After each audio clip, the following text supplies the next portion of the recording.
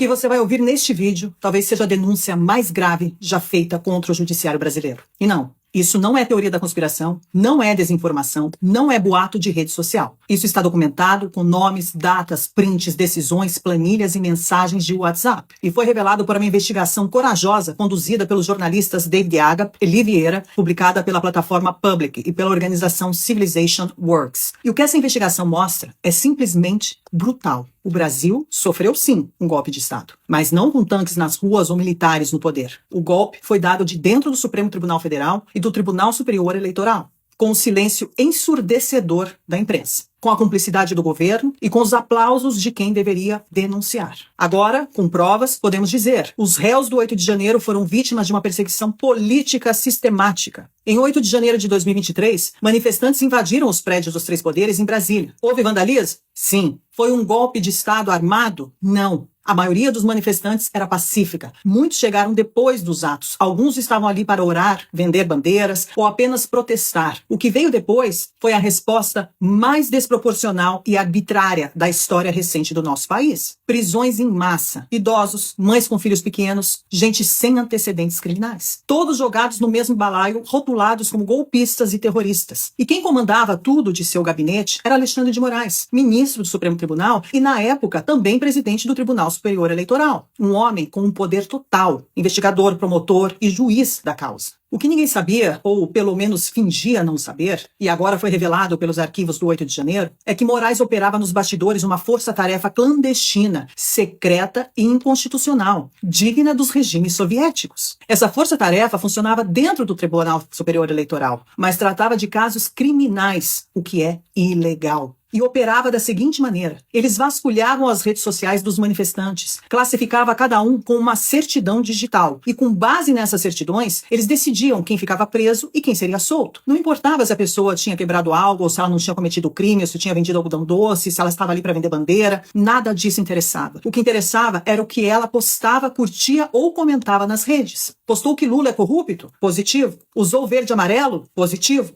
Compartilhou memes sobre as urnas eletrônicas? Positivo. Se a sua certidão era positiva, você continuava preso e ponto. A investigação revela os principais nomes por trás dessa operação. Cristina Kuzahara, chefe de gabinete de Alexandre de Moraes, que coordenava os bastidores. Eduardo Talhaferro era chefe da Assessoria Especial de Desinformação do TSE. E Ayrton Vieira, um juiz instrutor do STF, responsável pelas audiências de custódia. E tudo está documentado em mensagens de WhatsApp oficiais. Em uma delas, Ayrton Vieira, que deveria ser imparcial, escreveu em tom sarcástico e cínico que nas audiências de custódia possamos dar a cada um o que lhe é de direito: a prisão. Em outra mensagem, Kuzahara ordena: a PGR pediu liberdade provisória para eles, mas o ministro não quer soltar sem antes a gente ver nas redes se tem alguma coisa.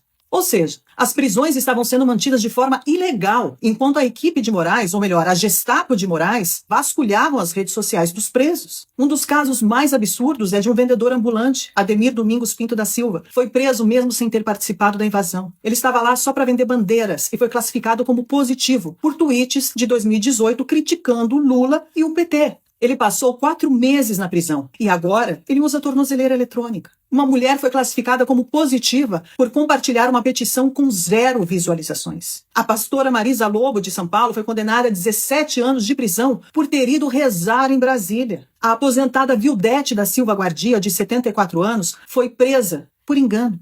Depois de 21 dias e um sangramento intestinal, ela foi libertada. Os dados ilegais e o sistema paralelo para identificar os manifestantes, a equipe de Moraes acessou bancos de dados sigilosos, e esse é o ponto gravíssimo. Ele acessou a GestBio, que é a biometria facial e impressões digitais de todos os eleitores do Brasil. Ele acionou a Receita Federal, ele acionou a RENAC, que é o cadastro de motoristas, tudo isso sem ordem judicial. Esses dados foram cruzados com postagens e redes sociais para montar dossiês secretos. Foram emitidas 1.398 certidões. Quem tinha certidão positiva, mesmo sem ter cometido crime, continuava preso.